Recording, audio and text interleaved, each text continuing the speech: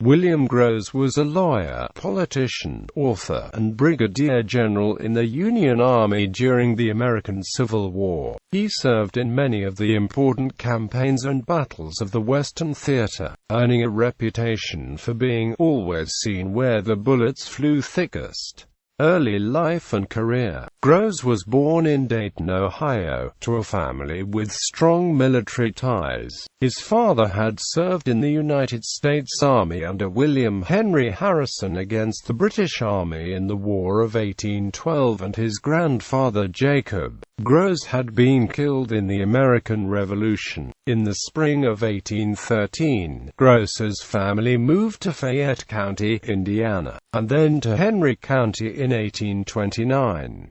He worked as a youth as a farm laborer and in a local brickyard. Grose studied law in New Castle, Indiana, where he lived the rest of his life. He passed the bar exam in 1842 and established a successful law practice, and unsuccessfully ran for the United States Congress in 1852 as a Democrat. Switching political parties, in 1856 he was a delegate to the Republican National Convention, supporting John C. Fremont's unsuccessful candidacy for President of the United States.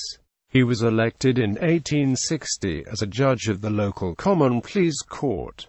Civil War. With the outbreak of the Civil War, Grose was appointed colonel of the 36th Indiana Infantry in October 1861, a regiment he recruited and trained. He led the regiment during the Battle of Shiloh, where his horse was shot from under him and he was slightly wounded in the shoulder. Shortly afterwards, he replaced the wounded Brig. Gen. Jacob Ammon in command of a brigade of infantry in the Army of the Cumberland under Marge. Gen. Don Carlos Buell. He participated in numerous campaigns and battles, including the pursuit of Braxton Bragg's army in the Kentucky Campaign, having another horse killed at the Battle of Stones River. In 1863, he fought in the Tullahoma Campaign and the Battle of Chickamauga, where he was wounded in the neck. He and his men performed well during the Chattanooga Campaign in late 1863, taking part in the assault on Lookout Mountain, and received praise in the official reports of the battle. The following year, Grose led his brigade in the Atlanta Campaign under William T. Sherman.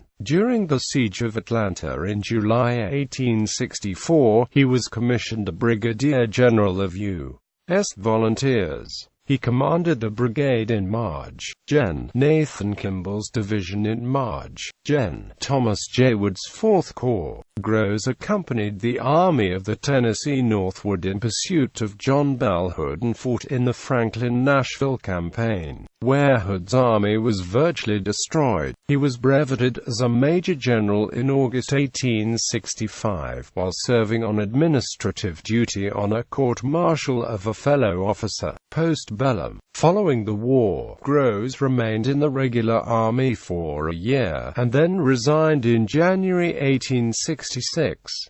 He returned to New Castle, Indiana, and resumed his law practice. President Andrew Johnson appointed him as the collector of internal revenue taxes for his region, a post he held until 1874. Interested in social improvement, Grose took a position on the Indiana Commission that oversaw the construction of mental hospitals. In 1878, he was narrowly defeated in a bid for a congressional seat. In 1887, Grose returned to politics, successfully campaigning for a seat in the Indiana State Senate. In 1891, he authored the regimental history of the 36th Indiana Infantry and actively participated in its veterans' reunions. Grose died at the age of 87 in his home in New Castle, Indiana, and was buried in South Mound Cemetery.